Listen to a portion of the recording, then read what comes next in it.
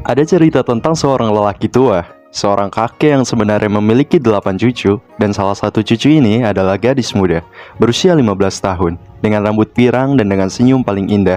Dan dia berkata, ini adalah cucu favorit saya. Tetapi ada masalah, dia terlahir buta. Tetapi dia berkata, setiap kali saya berjalan dengannya, melewati sebuah hutan, di kota, saya mendengar lebih banyak, saya mencium lebih banyak, saya merasa lebih. Dia bilang, dia adalah permata dan mutiara dari keluarga saya. Dia bisa saja dengan mudah berkata, ya, dia buta, menjadi beban bagi keluarga saya.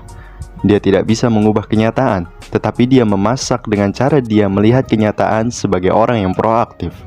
Ini semua tentang mengambil tanggung jawab untuk hidup. Anda tidak bisa terus menyalahkan segala sesuatu pada orang tua atau kakek nenek Anda. Berlatih orang-orang proaktif mengakui bahwa mereka bertanggung jawab. Mereka tidak menyalahkan, tidak menyerah secara genetik kepada takdir atau menghukum atas perilaku mereka. Mereka tahu, mereka memilih perilakunya sebagai orang yang proaktif. Yang reaktif di sisi lain, begitu sering dipengaruhi oleh lingkungan luar mereka. Selalu saja menemukan sumber eksternal untuk disalahkan atas perilaku mereka. Jika seseorang mengemudi atau pergi ke tempat kerja dan tidak ada lalu lintas sebenarnya, mereka merasa baik.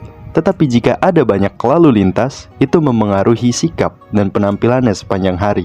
Lalu mereka menyalahkan pemerintah dan polisi untuk lalu lintas. Semua ini hanyalah dunia eksternal. Katakanlah ada seorang pria bernama Joe yang siap untuk memulai bisnis dengan 925 upaya yang membosankan demi menjadi bebas secara finansial. Jadi Joe selalu bersemangat tentang makanan sejak lama. Dia selalu ingin membuka restoran. Jadi Joe dapat mengundangkan visi atau hayalan untuk membayangkan setiap detail sejelas mungkin tentang apa yang diinginkannya. Yap, restorannya. Jadi Joe telah melakukan penelitiannya. Dia telah dengan jelas memetakan setiap detail di mana kursi dan meja harus ditempatkan, merangkap menjadi warna dindingnya, ukuran jendela, dan koki yang akan disewa di wilayah tersebut. Jadi pada dasarnya, Joe memiliki visi yang jelas tentang apa yang ingin dia capai sejak awal, dengan tujuan akhir didasarkan pada prinsip bahwa segala sesuatu diciptakan dua kali. Pertama, ada ciptaan mental sebelum ciptaan fisik kedua dari segala sesuatu. Jadi Anda mulai dengan tujuan akhir, lapis demi lapis, selangkah demi selangkah, satu sama lain. Semua dimulai dari akhir sebelum Anda menginvestasikan persen yang Anda bisa. Kita harus memastikan bahwa cetak biru penciptaan pertama ini benar-benar apa yang Anda inginkan. Bahwa Anda memikirkan segalanya ketika Anda menerapkan interaksi hayalan. Dimulai dari akhir dalam sebuah pikiran. Mari kita mulai setiap hari. Mulai dari proyek kecil seperti sekolah Anda, dengan visi yang jelas tentang arah dan tujuan yang Anda inginkan. Kemudian lanjutkan dengan melenturkan otot fisik Anda untuk mewujudkannya di dalam dunia material. Selalu ingat dari permulaan kecil akan menjadi sesuatu yang hebat.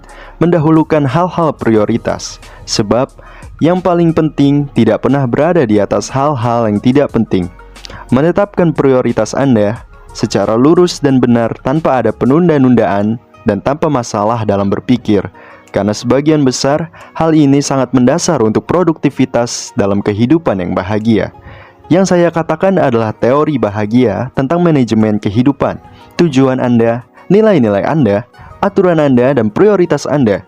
Hal-hal itu menurut Anda hampir lebih buruk jika Anda memiliki mentalitas selalu ingin mengakhiri yang telah Anda mulai dengan semacam proyek latihan.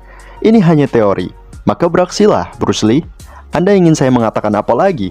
Mengetahui saja tidak cukup, kita harus menerapkan. Rela saja tidak cukup, kita harus melakukannya.